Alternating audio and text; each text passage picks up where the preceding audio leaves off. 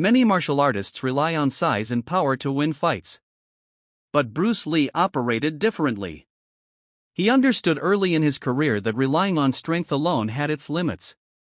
Through his study of various martial arts styles, Bruce Lee identified boxing as a key component in overcoming physical disadvantages. While most martial artists focused on traditional forms and rigid postures, Bruce Lee adopted boxing's fluid footwork, rapid-fire punches, and evasive techniques. By integrating boxing into his Jeet Kune Do philosophy, Bruce Lee became not just a martial artist but a hybrid fighter, someone who could adapt to any opponent. It wasn't about matching strength with strength. Instead, Bruce Lee emphasized speed, precision, and strategy.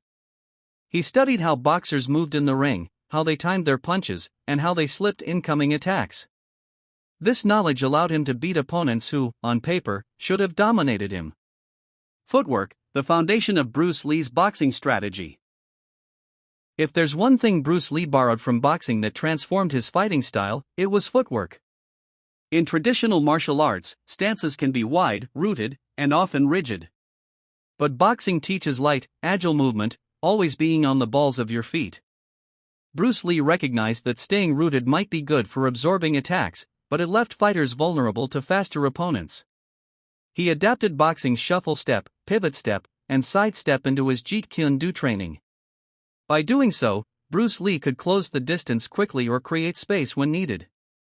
Footwork wasn't just about moving around the ring, it was about controlling the fight's rhythm. Against larger fighters, staying mobile meant never presenting a stationary target. Bruce Lee's opponents would often lunge in, expecting to catch him, but he'd already be 2 steps ahead, repositioning himself for a counterstrike. This constant motion not only confused his opponents but drained their stamina. Bigger fighters are often less conditioned for sustained footwork. Bruce Lee exploited that weakness, making them chase him until they tired themselves out. The jab and lead hand mastery, Bruce Lee's primary weapon.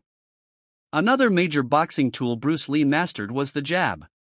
While many martial arts styles emphasize the rear hand punch or spinning strikes, Bruce Lee saw the jab as the most efficient weapon in a real fight. It was fast, controlled the distance, and could disrupt an opponent's rhythm without committing too much. Bruce Lee's jab wasn't just about speed, it was about perfect timing and placement. He often said, "The best punch is the one that lands first." His lead hand wasn't only used for offense. It was a multi-purpose tool for probing, measuring distance, feinting, and even parrying incoming strikes. The way Bruce Lee trained his jab reflected his scientific approach to fighting.